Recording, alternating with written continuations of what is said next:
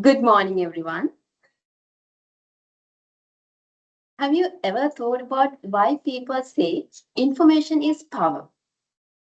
Well, it's only true if we know how to find, evaluate, and use information effectively.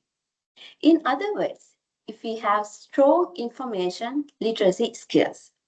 And that's exactly what we are here to explore today. A warm welcome to our webinar, Smart Research Starts Here, Building Competence in Information Literacy.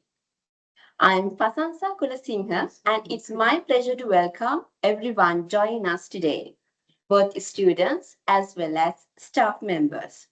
We are truly delighted to have you all with us. We are especially honored to have Dr. Namali Suraweera, academic developer and principal fellow of advanced higher education from the Centre for Academic Development at Victoria University, Wellington, New Zealand.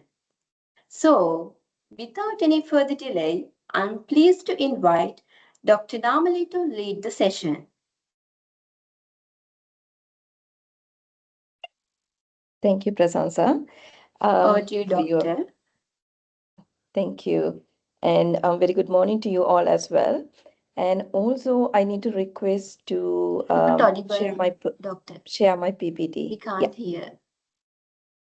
Really? Hold No, we on. can hear. We can hear. Okay. Madam, yes, you're audible. No, madam, no. Still not. Is that only problem with you, Prasansa, or Ye- others as well? No, you can. We You're can hear audible. you, madam, properly, madam. Audible, ma'am. Okay. Right. Yeah, And now. yeah, and Vatsala or Prasansa, I need to share my PPT. I can't see that sharing option is active still. Could you please have a look?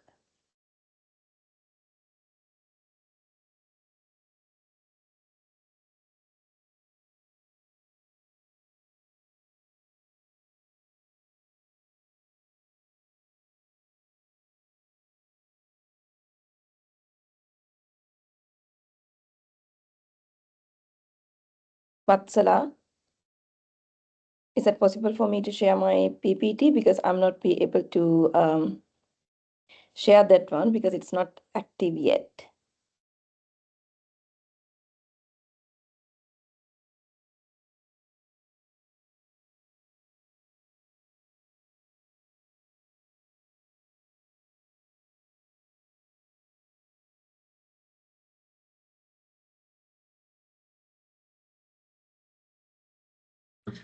Hello, doctor. Good morning. Yes. Just give us a little time. Yeah. Or else, can you email it to pasasa@tapit.lk, vatsala@tapit.lk, please? Email means what? No, I need to share my screen.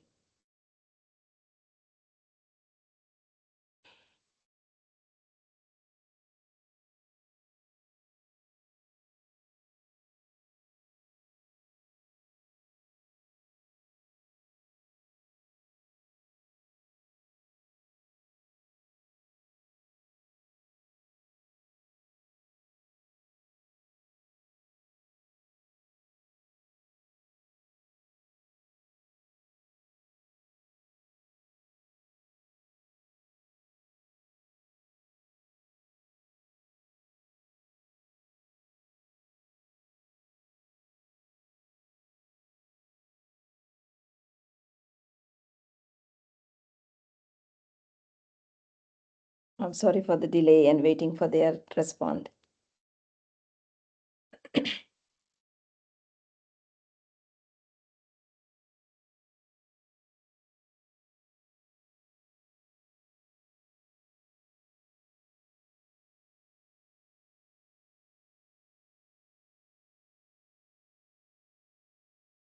You can share now, doctor. Okay, thank you so much.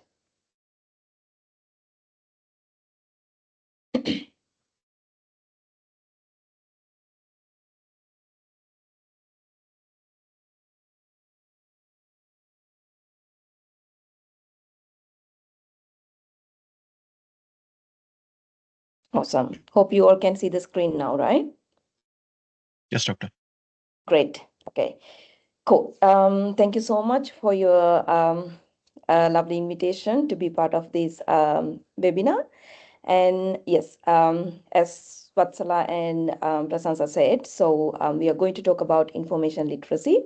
And I slightly revised my title within that, the broader title, how you're going to master about information literacy in order to find, evaluate, and using information effectively, especially for your academic purpose, as well as if you are mastering in information literacy, definitely you can use that as skills for your day-to-day activities as well, right? Okay, let me focus on the outline of the session today. So what are we going to talk? First, I will slightly or simply define what's meant by information literacy and why it's really important for us. And also, how can you find relevant information for your academic work, especially thinking about your research project or your assignments, right? So how you're going to find information.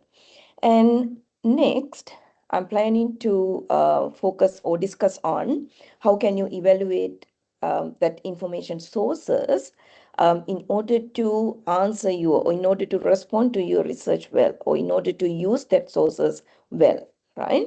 And finally, we are going to talk about how you're going to use information and in an ethical way as well, how we are going to give the references, what do you need to think about, and especially in the age of AI era, right? Okay, so this is what the plan, and hopefully we may get some time to have a question and answering as well. Let's see how it works. Okay, so you can see the one of the picture from the screen. Right. So when you think about your research project or assignments, sometimes you feel like this, right? So how many of you feel exactly like this situation, right? So if you feel like this, you can thumbs up, thumbs down. Yeah, if you feel thumbs up, yeah.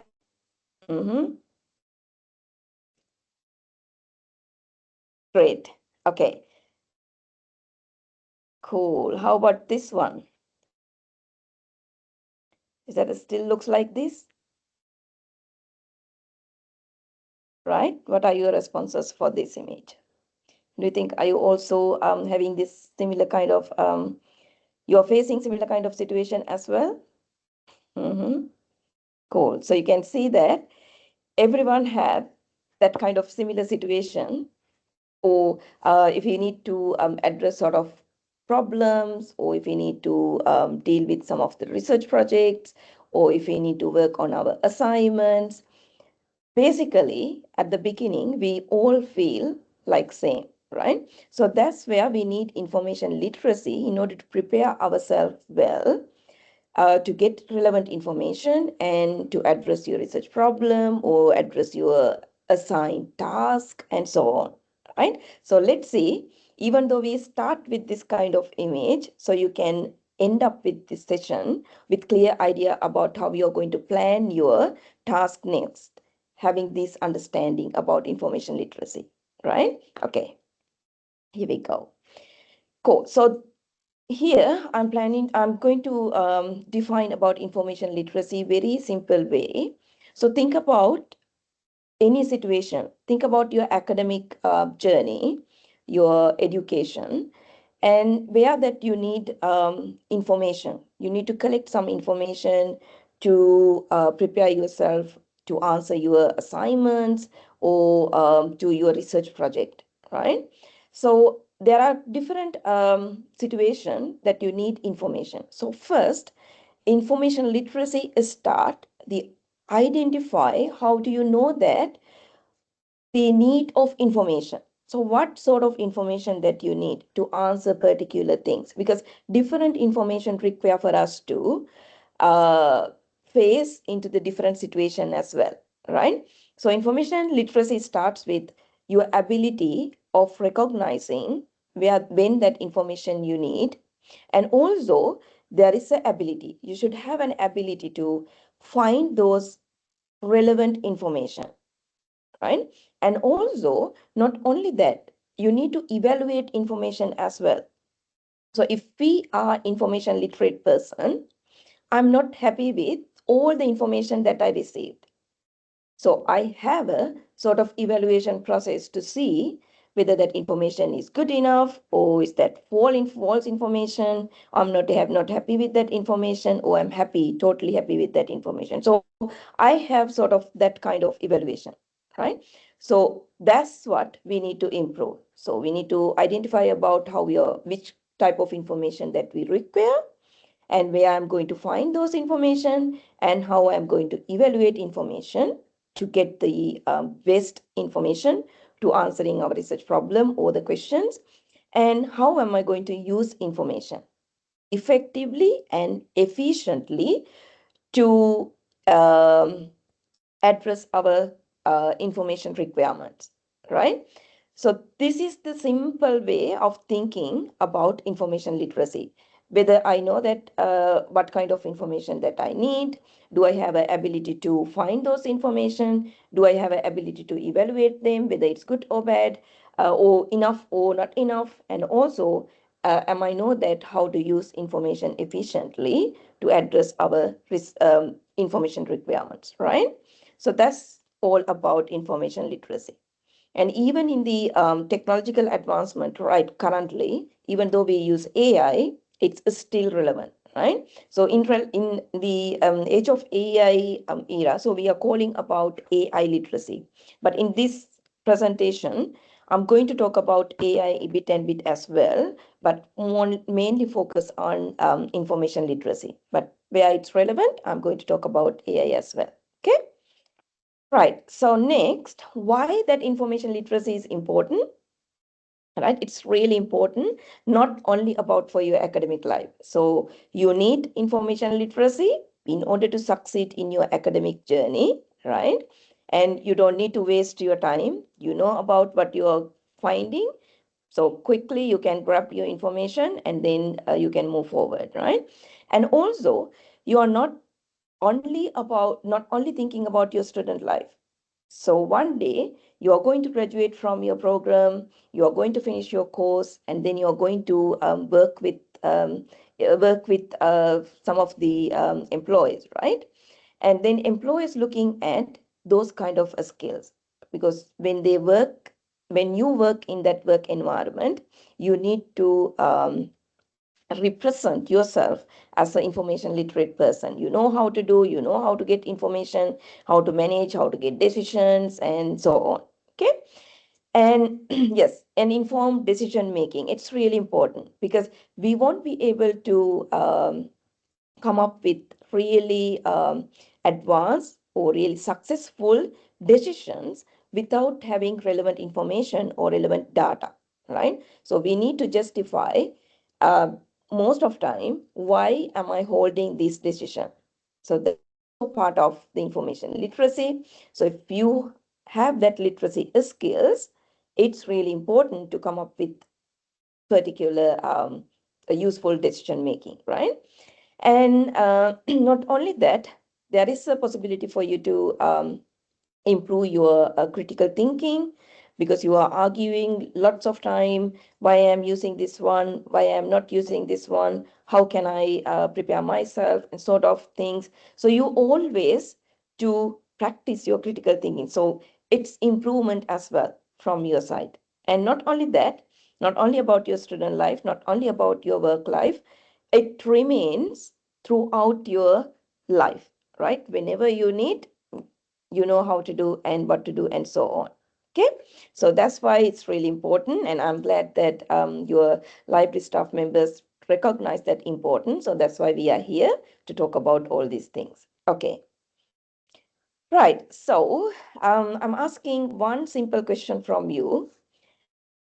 When you find information, what is the, or what are any, or maybe one challenge, right? What is one challenge you face when finding reliable sources for your academic research? So if you are not dealing with the research at the moment, think about purpose of finding information for your assignment, right? So what are the challenges? The one critical challenge that you normally face, right? So if you have an answer, you can use maybe Teams chat, right? So it's possible. Yeah, you can use chat and then response if needed. I hope it's the chat is available for everyone. Am I correct? Yes, yes, it's Yeah. there. Yeah. So you can share your thoughts via Teams chat, or if needed, you can talk to.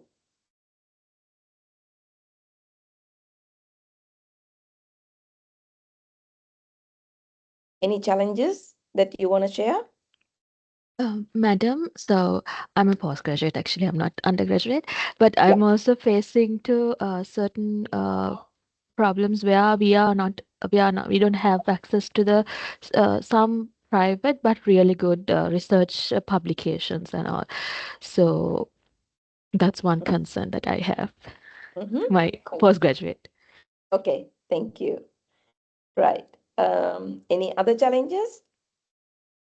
One of the challenges I have seen is like since like let's say like I started my DBA 2023, but now several years has gone by, and the data that I'm trying to work with might not be up to date, and then there might be a lot of thousand, not thousand, millions of researchers who might be interested on the same topic, and like how can I uh, work with like reliable data, and also like my topic is like related to China, and there is a problem with like certain data that's coming out of China. So how can I use data without getting into like whether it is from predatory journals or French journals? So that's one of the challenges I have. Okay, cool. Right. Thank you so much for sharing your thoughts, right? Thank you. Okay, let's see how am I going to help you with sorting out all these issues, right? Okay, so let's start with the strategies related to search strategies, okay? Um, right. So the first, we need to, in terms of information literacy, so you know that first thing is we need to identify our information requirement, and then we need to identify, okay, how am I going to search information related to my requirements, right? So we can start with search strategies. What kind of strategies that we could use? So normally we start with keywords, right? So everybody know that we need to use keywords in order to use Google Scholar or any other databases to search your information. And there are some other strategies as well. So you can see that we can use snowball search, systematic search, as well as creating a list of keywords, right? So we'll first start with snowball search. So all these strategies save your time and energy, because otherwise you will spend so much time and number of days you may spend like without having relevant information as well, right? So that's why you need to use sort of a strategy, and also getting lots of good results, better results, right? And end up with really cool articles. So as you shared previously, there are a number of articles publishing in like very short period of time. So then how we are going to collect our relevant information? How do I know that it's really good to my information requirement? So if you use those strategies, you can end up with better results, and also help you to make yourself consistent of getting information, and make it easier for others to understand your research path as well, because they know that maybe your supervisors, maybe your readers, right, when you publish your article, so they know that what was your uh, practical way collecting data and also using relevant literature for your research as well, right? Okay, so let's start with the first one, snowball search. So you can see that the diagram, and it's starting with the key publication. So you know that a snowball, we can start that snowball in a very small way, and the idea of a snowball is when it's circling, it's going to be bigger and bigger and bigger, right? So likewise, you start with key publication. That means if you are doing a research or assignments, there will be some references that you have that given by your lecturer, your teacher, and you can based on that key references, and based on that you can go either backward or forward to find out other relevant articles, right? So it could be the key publication published by maybe a few years back. And if you need some of the information, you can go backward to find out some historical developments related to your study, or you can move forward. Basically, starting from one specially relevant key article, right? Key reference. And then you can see that it could be, so this is one of the example that I have given. For example, if I'm focusing about teaching digital teaching portfolio, so then I can find out one relevant information and I can go backward or go move forward to find out other relevant information. Plus, I can also use references along with that article, right? So those are key areas we can think about. Okay. And not only that, when we move into the systematic research or systematic search, we can start with asking different questions from ourselves as well, right? So we normally call about that process or that strategy like using W5H, right? So you can see that it looks like this. So W5H means, so it includes the words including the word start with W. There are 5 words like who, what, when, where, and why. And also one H question. It's about how, right? So you can ask these questions from yourself to search information. So you can see if you're asking like who, and it means like the purpose of asking who is identify the people or groups that involved with your project, involved with your research area, involved with your assignments that you are working, right? Not the people that you are working with for the assignments. I mean, for the information requirement. For example, as I given in this example here, the topic could be impact of social media on student learning. So the who means who. Who are you looking for? Are you looking for university students, secondary school students, or teachers? So you can think about in that way. And also you can see the last column, it shows the application in searching. So if, when you figure out about who, that part in your search strategy, then you can use some of the keywords as learners, youth, teachers, and so on. So it depends on your requirement again, right? And similarly, you can see that what, when, where, why, how. So there are different questions we could ask, and it's focused on and it's really focused on your relevant information. So we are not thinking anything else, right? So without having this strategy, if we go and search information, we will end up with lots of information, but they are not really relevant, right? So that's why we are using this strategy. So soon after this webinar, I will share my presentation as well. So you can go into deeper level about different questions. Why those 5 W5H is really relevant, and what is the purpose of use of that W5H, and how it's relevant to my searching as well, right? Looking at those examples. For example, when you end up with the one H question, how, so it's understanding the process, right? And then we can see, according to this example, which social media, okay, through social media and digital learning platform, how it's happening, which kind of area that I'm focusing on, how those things could happen, right? And keywords can be used from those sections as well, right? So likewise, rather than using keyword first, you can start with this W5H process to make sure that you are focused on your information requirements, right? Okay. And this is another example, same.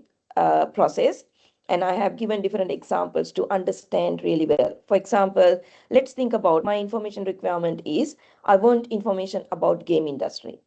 Let's assume that I'm going to do a research on that, right? So it's starting, okay, who was involved? So I need to look at, do I need to look at gamers or game developers or game design companies, right? If I need to look at everybody, then that's fine.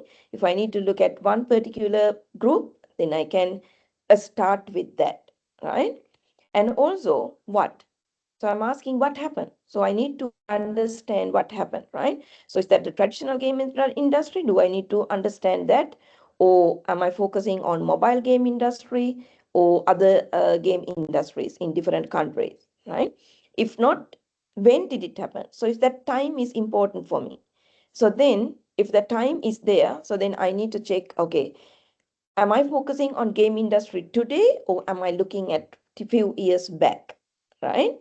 And then where did it happen? So is there any place that I am concerning? For example, whenever we do our research, there are some limitations, right?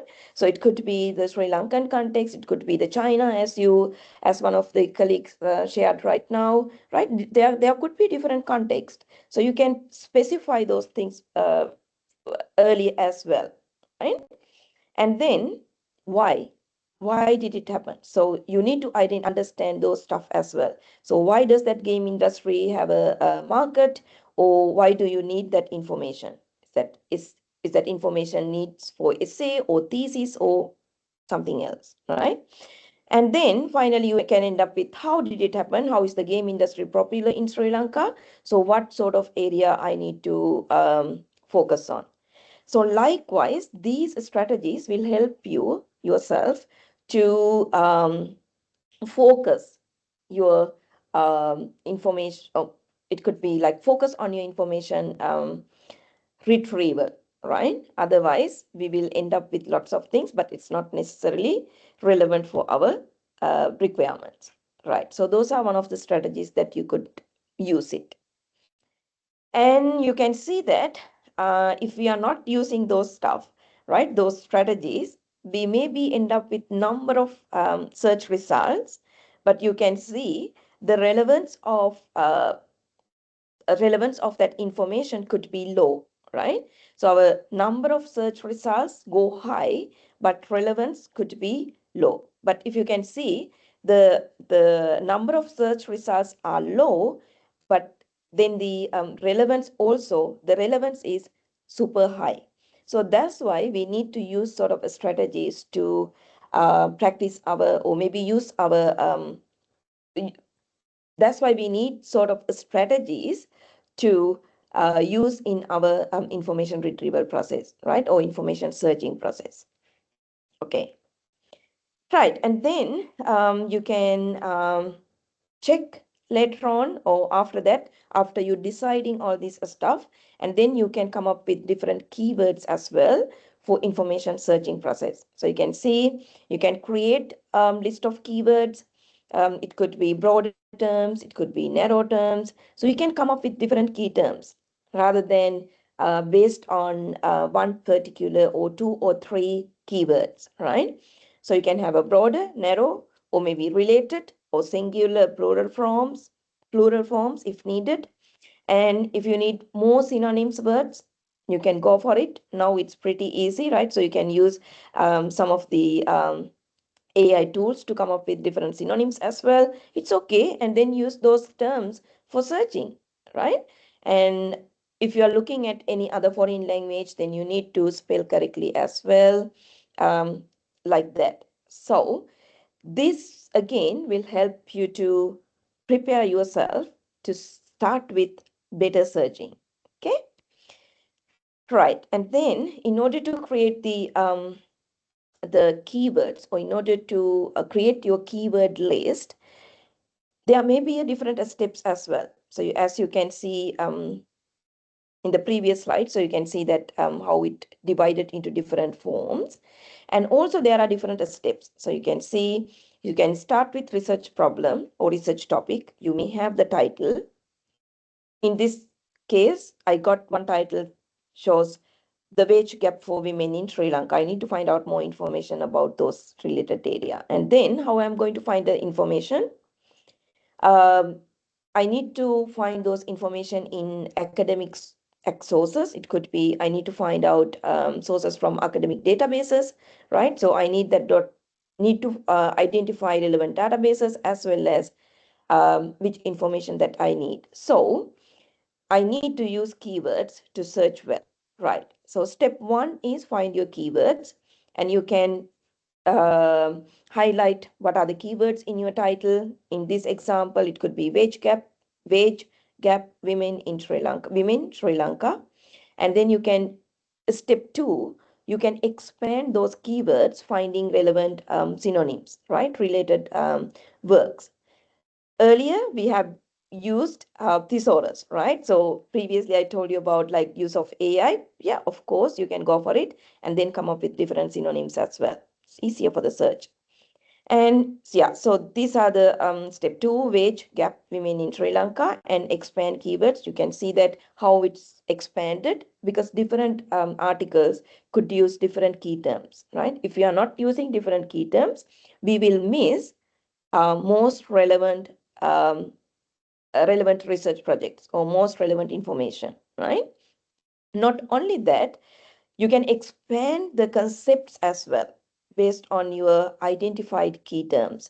So if you can look at this one, so the wage could be come up with different represent by the different keywords, right?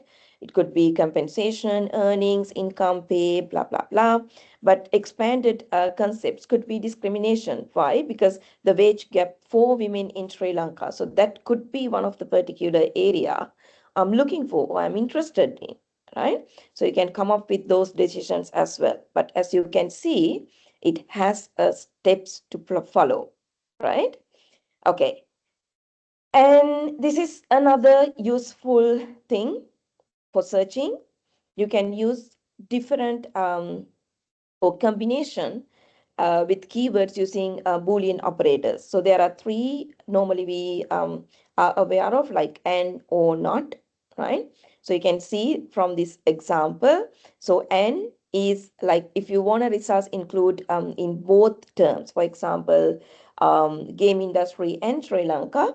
So you need to get the results game industry and Sri Lanka both, right? Then you need to use the and as a Boolean operator. So when you search information through databases, they have always like a drop down menu asking about when you click on the advanced search, it's asking these Boolean operators, whether it's and or not, right?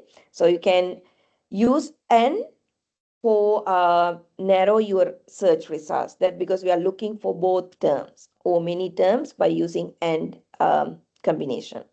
And if you use O, so that means we are broaden our search results because we are using computer games or video games. We are not looking at all the terms in one search results.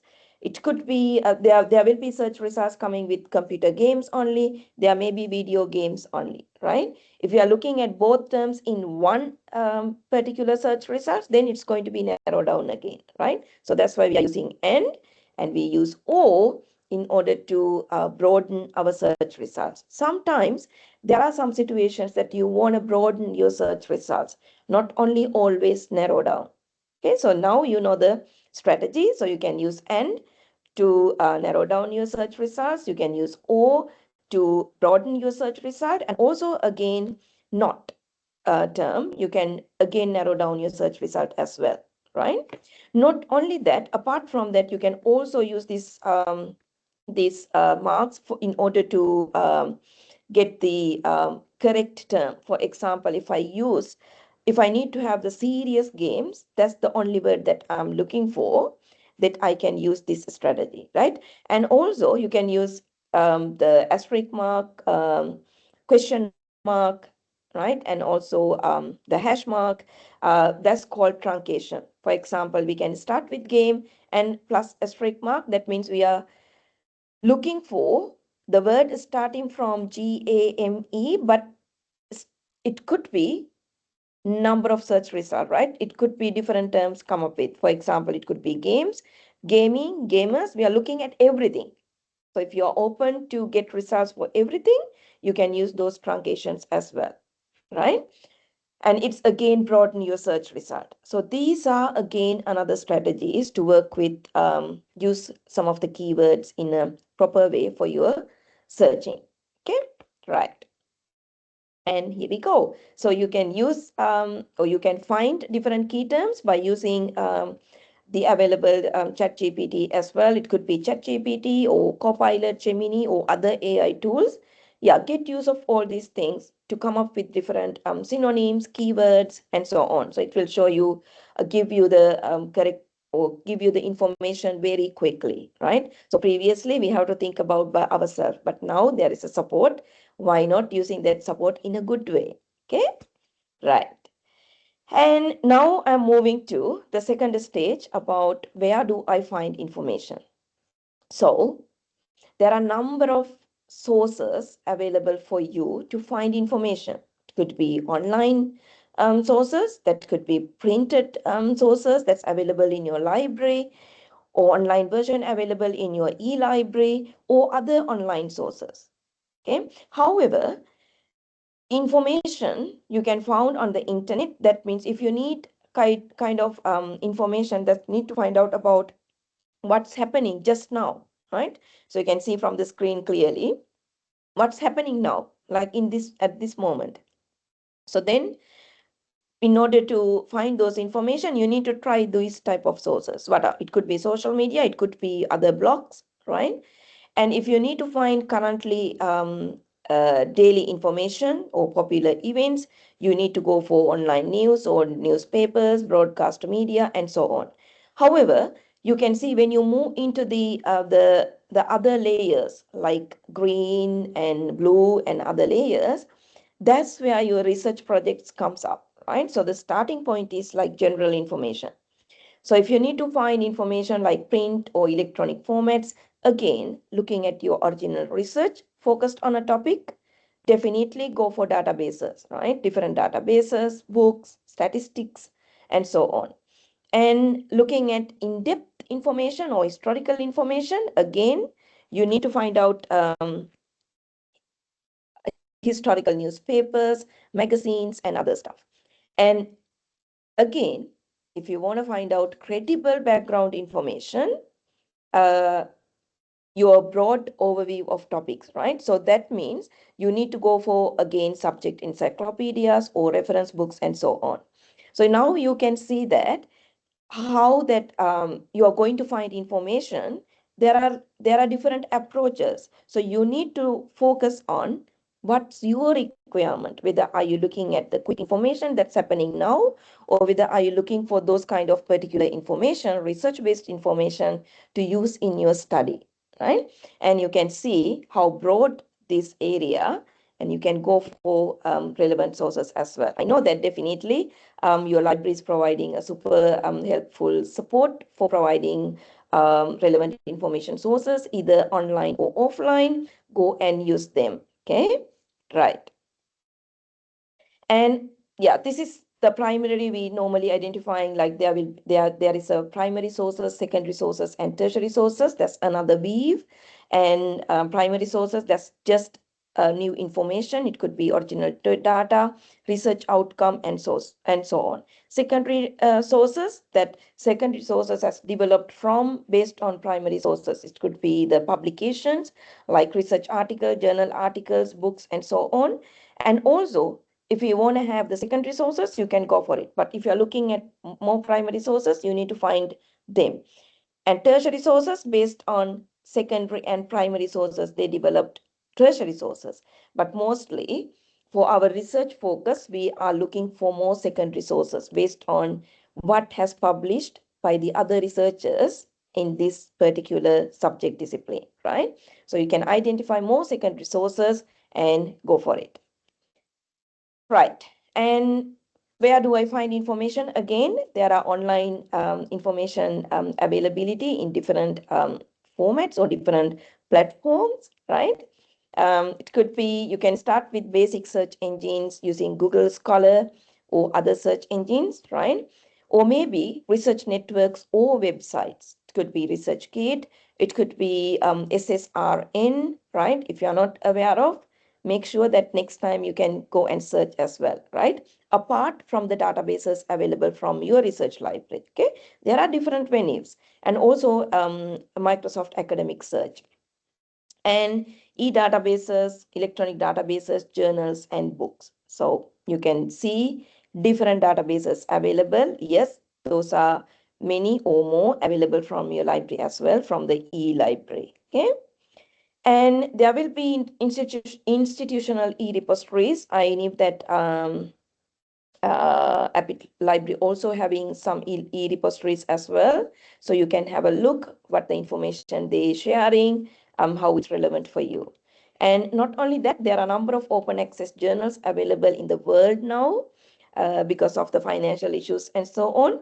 There are very good open access journals published, peer-reviewed journal articles as well. So go for it. There are a number of ways of finding information, right? Different platforms. Now you know that how to search, how to come up with keywords, and then these are the different platforms for you to try, right? Don't depend on just one. It could be different outcomes or different sources that you can retrieve by trying different platforms as well. Okay, right. Okay.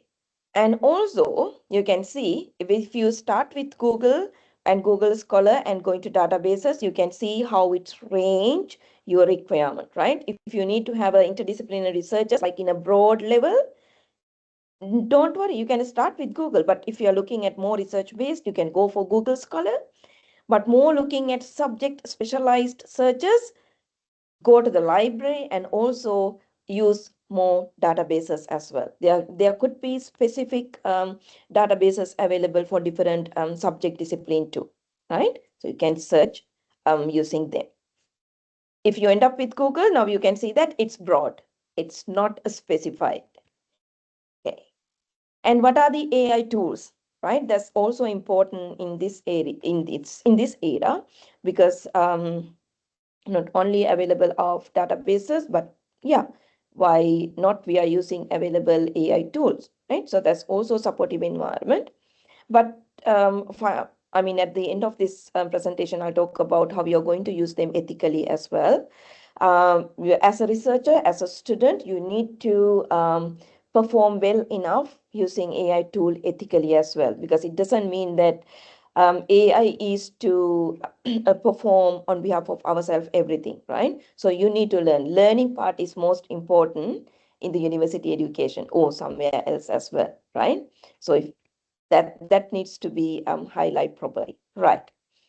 Okay, so what are the AI tools available for education? There are many. There are different perspectives as well. But I just picked a couple of things to cover general purpose, tools for understanding, language generation, research-based image and video generation, and presentation generation. Because I thought for the academic purpose or educational purpose, that could be the relevant area, right? There may be any other areas as well. Sorry, I'm not covering those. Okay, right. General purpose. So you have maybe for the writing, you can use ChatGPT and other available tools. As I mentioned here, it could be Gemini, AI, and Claude, right? And to use some of the writings and in a productive way, so you go for the Copilot and even some of the AI agents that you could use, like Perplexity. So their output is different based on your prompts as well. But make sure to understand why you are using them and for the what purpose, right? And also the what we call the permission that's available from your university or different courses as well, right? Okay.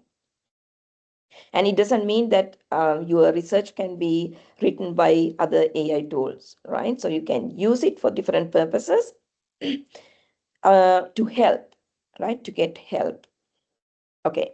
And I'm slightly talk about the prompt engineering, that because when we focus about this information searching, we use different strategies. And I thought it's not fair enough if I'm not using different strategies on, if I'm not talking about different strategies on how to use AI tools, right? Okay, so prompt engineering tips are really important. For example, if I need to find out some of the case studies relevant to nursing, right? So when I'm having a workshop or something like that, if I need to come up with case studies, previously I have gone through different articles and so on, but now I can come up with different innovative ideas by using ChatGPT or other AI tools, right? It could be Perplexity. In the workshop, I'm saying that, yeah, I have come up with different case studies by using this, but it's our duty to solve these issues, right? So that's the learning part. And this is one of the prompt example, and write a case study. So it's a poor prompt. So if you're asking AI tools to write a case study without giving any context, it's a poor prompt, right? So you need to advance yourself giving better prompt for your searching. And write a case study about patient with chest pain for nursing students. It average prompt, but it's not quite advanced. So you can see, you can give the advanced prompt by including context, the task that you want, and relevant instructions, clarity, and refine. So then the outcome is different, right? And also, similar way, you can give more advanced prompt by improving the context a little bit more, and also chain of thought as well. So you can see it's different from my previous example, right? The same example, but I have improved by giving more context and chain of thoughts. So for example, I should ask from AI to give step by step, break the case study into different aspects as well. So I give the chain of thought in a different way. So the outcomes could be definitely different based on that advanced prompt. So that's one of the area that you need to improve if you need to use AI properly as well, right? Okay, so these are some of the practical ways to use Copilot or other general use of AI. For the general assistance, to create some of the image, brainstorming ideas, or as a critical friend, right? Or asking questions and answering to identify some information in a better way, or drafting content, right? Or maybe different task management or summarizing information you can use in a different way, but you need to make sure that what's the purpose of I'm using this AI, okay? Right, and these are the tool for understanding and language generation as well. I'm not going to deeper into that because of the timing. And Google Notebook LM, it's really useful.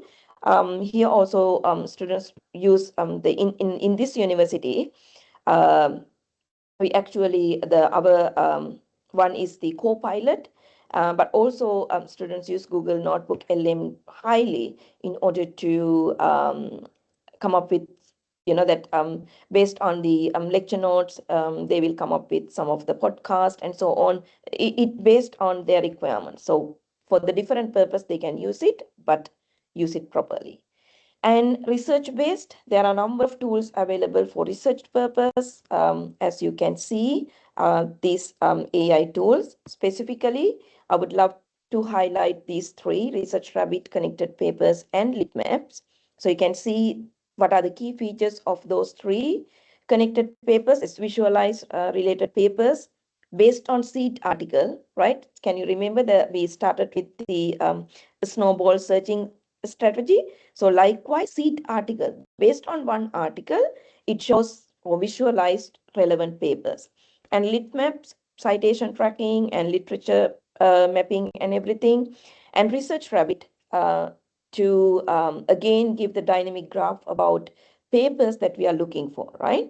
So it's maybe not really clear about if you haven't used those things previously, but make sure next time you know the names, go and search how it works, right? So you are adult learners and you may have the ability to find those information by yourself. So these are just guidance, and you may take some times to go and practice, because within this limited time, I won't be able to do that practical task and sharing those information together. So If we need to have the practical session, let's do it later on, right?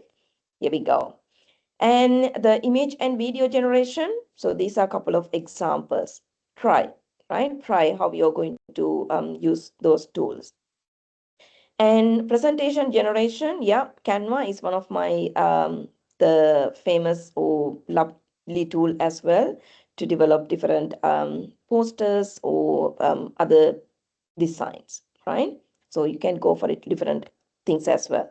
Maybe you know like other tools better than me. Just give a practice. It's okay if you use AI tools. Make sure you acknowledge them in a relevant places. You have used these tools in order to create this and this as well. Okay, because we are talking about the information literacy. Right. So we start with searching, finding information, and and also how you're going to the places that you are finding information. And you talk about different tools as well. And finally, you need to evaluate information, not only about getting information, but also evaluate how you're going to evaluate. There will be the four sections I have given below, thinking about authority, who has published this one, who is the author, who written this stuff. For example, when we focus on more research, it's always need to focus on who written this stuff. So whether that um, researcher is really publishing around these areas, it's really important, right? That's the credibility. And how many people cite those papers? Good. And what's the audience and purpose of writing that paper? Is that any particular intended audience that they have written, or the research audience, or the students, or different areas like either focusing on higher education sector or school education or any other, right? And also looking at the accuracy as well. Is the source well organized, or is that the fake journal articles or things like that? There are a number of, right? And then you need to find out who is the publisher. That publisher is the can we uh, accept those publications, right? There could be many famous publishers around the world. It could be Elsevier, right? And the other publishers as well. So you can find out who published these articles. And does the author cites other sources correctly as well? Is there any fabricated references, right? It could be outcome from the ChatGPT, right? There are a number of papers available, but you need to make sure that how we are going to evaluate whether those resources that I am retrieving is quality enough, okay? And currency, the publication or whether it's updated, or what are the years or the time frame that you are looking for, right? Are there any new publications available on the particular topic that you are looking for, right? So there are a number of ways of evaluating information, evaluating research articles. So at least you need to think about at least these areas to find out your relevant information, right? You ask these questions from yourself, right? I will share this the presentation. Practice yourself, ask from yourself these questions. Then you will find out, yeah, it's not there are number of fake references. I won't be able to find out all these things. Yeah, just forget about, and then go for the new searching and find about more quality standard papers. Okay, right. And then finally, how you're going to use information. I'm going to talk about this one very quickly because it's part of this process as well. So if you're looking at collecting those information for your research or for your assignments, and how you're going to use different sources to show that you are using different sources and then getting information, and then how you are going to synthesize your all the ideas, right? So whenever you're going to use information, synthesizing information is really important. That's where references and acknowledgements comes through. And you need to see, okay, how I'm going to putting all these ideas together, right? And there are a number of approaches of synthesize. It could be by themes or concepts. You can arrange your information, especially if you are writing about your research project or literature review, right? Historically or chronologically or methodologically, depends. And yeah, I'm going to skip that one. Right. So for example, here I have given 4 examples because rather than explaining everything, we can identify by practice, right? So you also going through similar sort of situation. So you have to try collect most of informational resources, and then your teacher, your lecturer will ask, okay, prepare your assignments, maybe 1,500 words, your research projects, blah, blah, blah, and you need to write down, right? So when you collect all this information, how you're going to present, how you're going to synthesis. And in this activity, can you identify which one is the most showing or illustrate more a strong synthesis about their ideas, right? So we discuss lots of things, and this is a quick activity, right? So you can see that how the referencing in-text reference comes through, and also synthesis as well, right? So you can share that answer through your maybe chat, or maybe you can talk either example A or example B, C, D.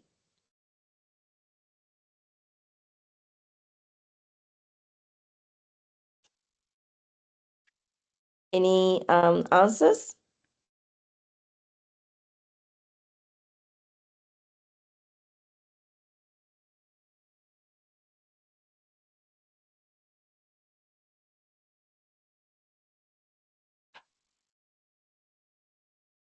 What do you think? Soon Madam, I after we think collect. example, yeah, Madam, I think example D is okay. I think, yeah, we should give our perspective also in the end after referencing others. That's correct. Yes. So the example A, yes, it's just a summary of 2 sources. An example B, that's also the same, but compares 2 opposing view, but still not connecting them to the new insights, right? And example C is vague and lacks of integration as well. But example D, that's the correct answer. You can see that we collect different information as well. And also at the same time, it demonstrates synthesis by combining insights from all the sources that they used, and also to form a new meaningful conclusion as well based on that, right? So that's what we expect normally from the research paper and for your assignments as well. But in order to come to this point, so all these steps that we followed are really important, right?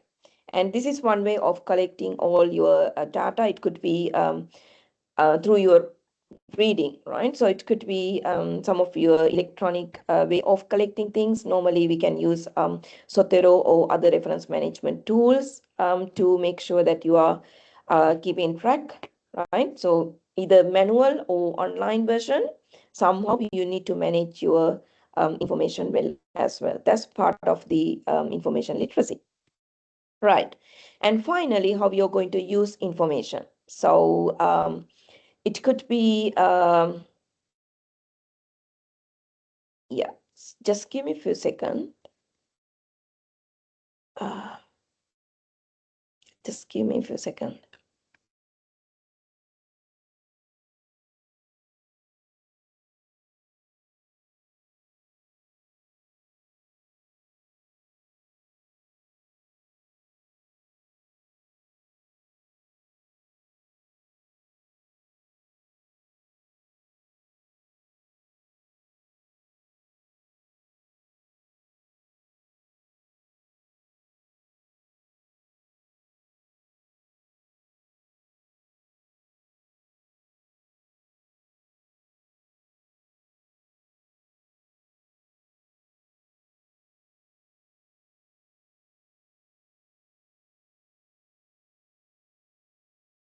Sorry about that.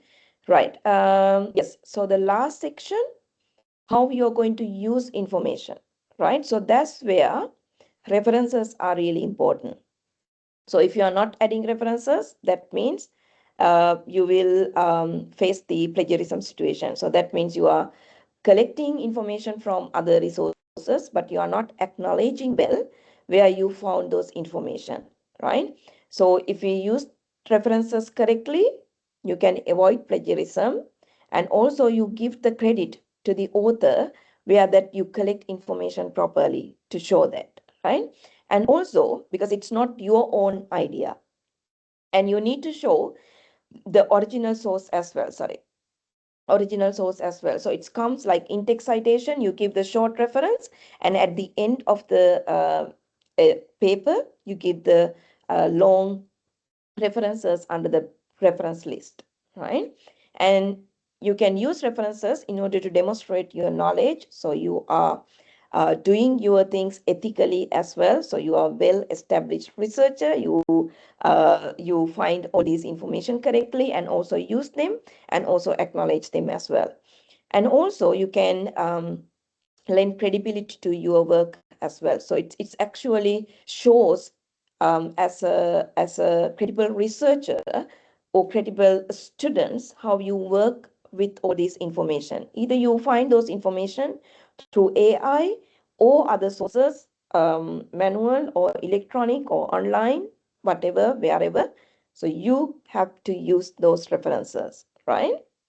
Okay, so how we are going to do that or decide whether you should cite information, cite references or not. RMIT in Australia, so they have come up with beautiful diagram, right? So you can start with asking those questions. Okay, should I cite it? So is it your idea, words or image? If it is yes, you can go for the other branch and then ask, okay, have I used it in previously submitted work? If it is yes, yes, of course you need to reference yourself, right? So cite yourself. And if it is not, you don't need to cite because that's the information that you are sharing first time. And in the first question, is it your idea, words, or image? If it is no, definitely you need to reference, but unless it is not totally like fully common or historical knowledge, where that we won't be able to find some information or sources. Okay, right. Basically, for many, most of time, you need to reference them if those ideas are not belongs to you. If it is not your idea or your words or your image. Okay, right. And this is the last bit. How do I reference correctly? So for that purpose, I actually use this one to show them. So most of universities has come up with different have come up with different what we call referencing styles. We have number of referencing styles. It could be APA, IEEE, maybe EPIT University also have different referencing styles. So I use APA style here, that because we normally use here. And we have given lots of information through library websites and so on, and different course units, learning management systems as well. But if you are using APA, you can also go for the APA style site and then see there are different ways of doing things. So if you're not aware of these things, you can go and have a look how it looks like. How am I going to give the references correctly, right? So when you click on these reference examples, there are a number of examples coming through.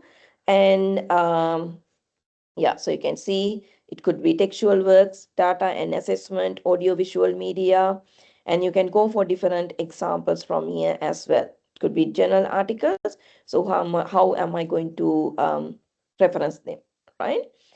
And so that's for the guidelines. But you can also use um, what we call reference management systems, right? It could be Sotero or Mendeley, or maybe Microsoft Word having a reference management system as well.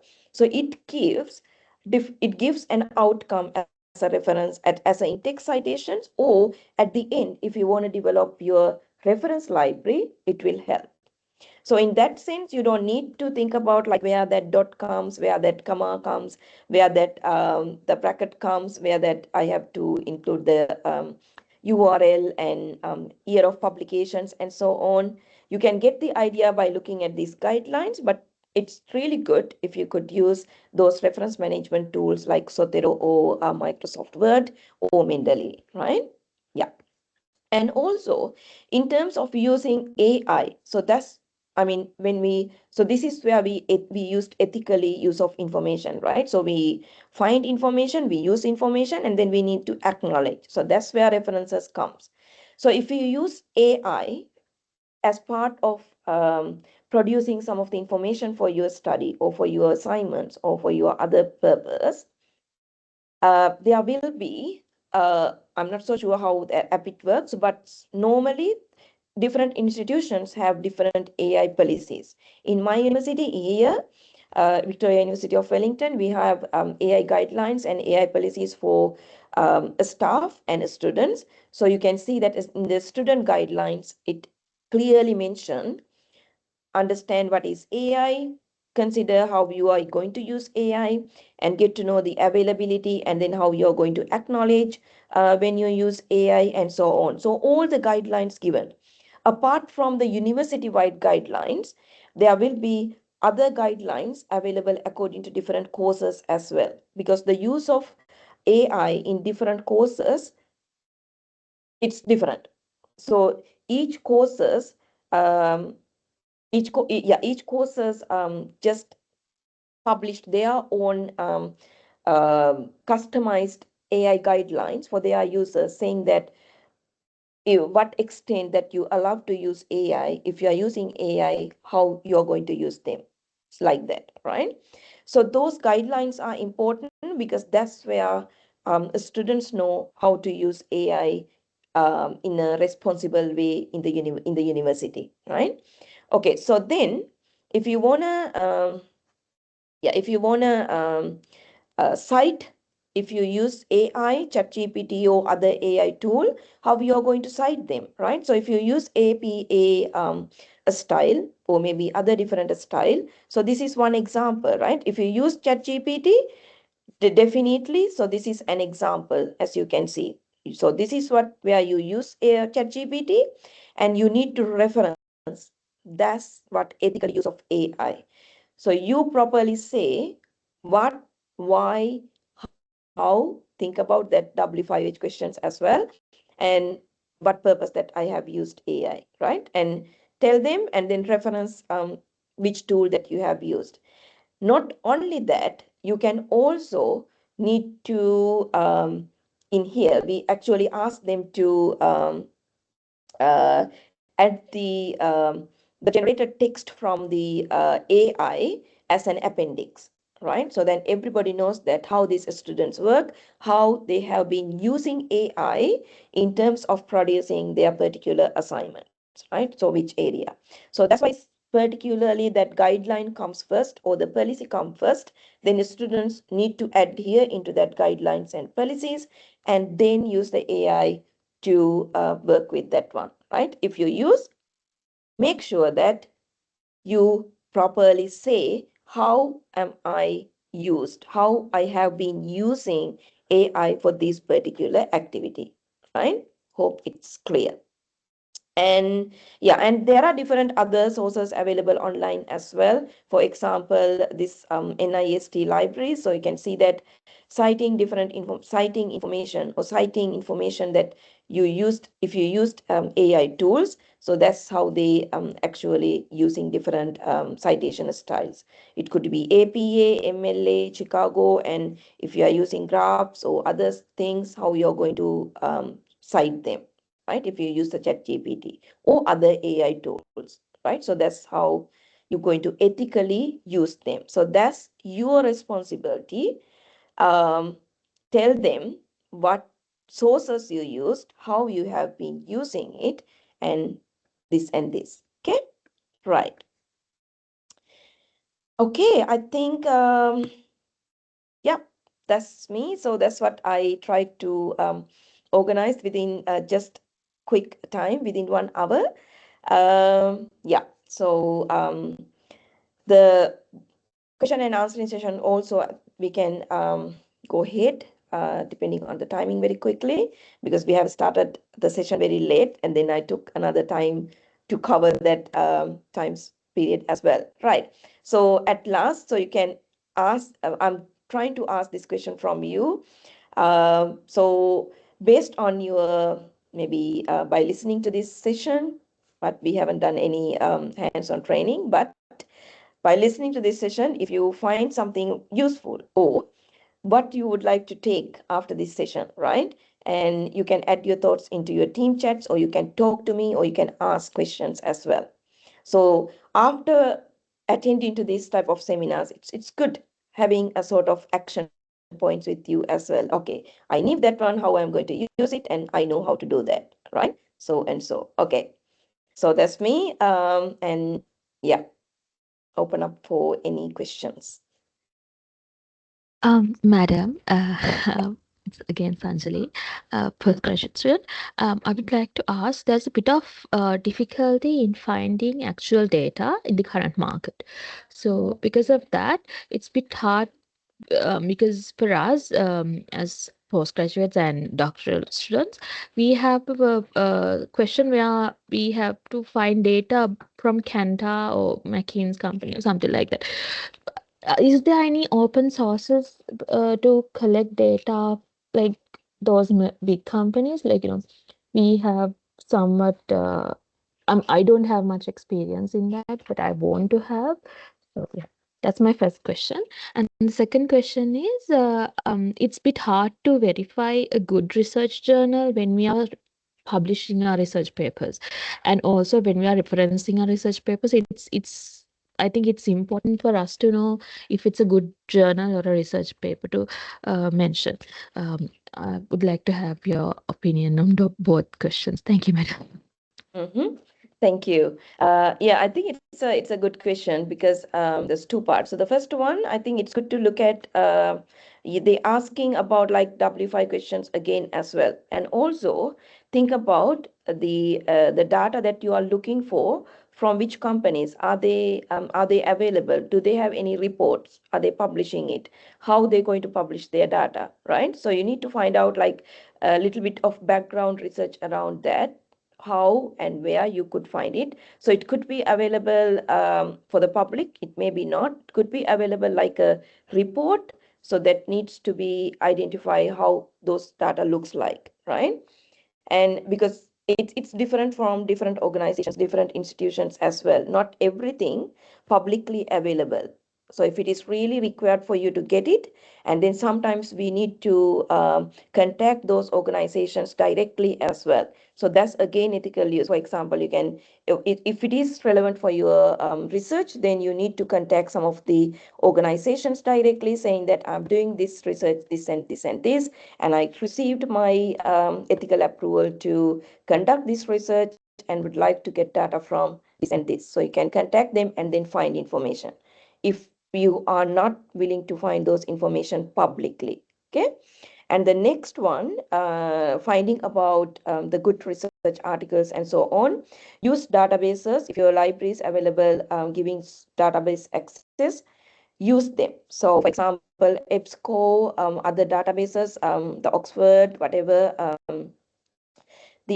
all those databases, so they have that verification system. So all publications comes under reputed journals, reputed databases. You don't need to worry about, because there is already the verification process already finished, right? And from that, so that's why it's really important to look at or use databases to collect some of your information or the information sources, right? And otherwise, for example, if we use like Google Scholar and things like that, definitely we don't know how it looks like because it's not gone through that type of verification process. So all the information is available, but not really like peer reviewed, not reputed journals available, publicly available for researchers, right? But I have given that the online sources, and I have mentioned about the open access journals, right? And some open access journals, before you access them, find out about those publishers and those journals as well. So that's your basic research in order to get understand about, okay, how that process going on, okay, whether it's credible sources for me to use it or not, right?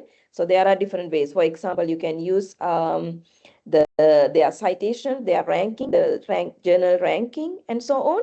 So that's another indication. Okay. Thank you very much, madam.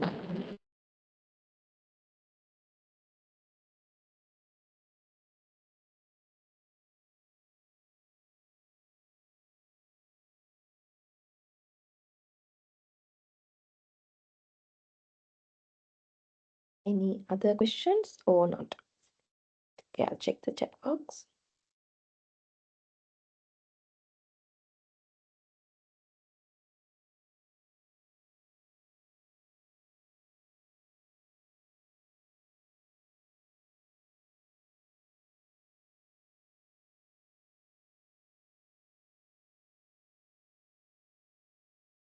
Any questions or any thoughts?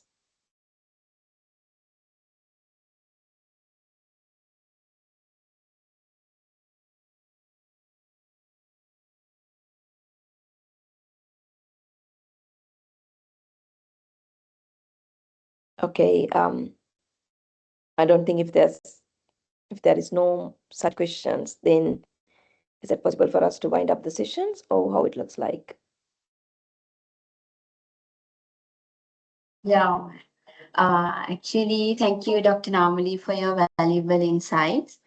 The session has clearly highlighted the importance of information literacy in today's world with AI and all. So, yes, I now invite my colleague Madhubhashini to deliver the vote of thanks. Over to you, Madhubhashini.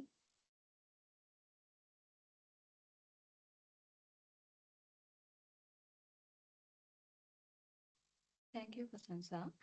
Good morning, everyone.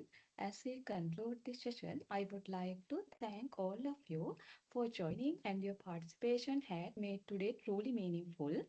Special thanks to Dr. Namali Suraweera. Dr. Suraweera, we greatly appreciate the time, expertise, and thoughtfulness you brought to the session. Your clear explanations, practical examples, and approach have made a real impact on our understanding of information literacy. You have encouraged us to think more critically, search more effectively, and approach information with confidence. We are truly grateful for your guidance and generosity in sharing your knowledge with us. Thank you to everyone for your active participation. Once again, thank you, Dr. Namali Suraveera. We look forward to learning from you again. Thank you. Thank you. Thank you, Madhubhashini. Dear participant, this brings us to the end of today's session. So we truly appreciate your participation and active engagement. And see you again soon with another valuable, exciting event. Have a pleasant day.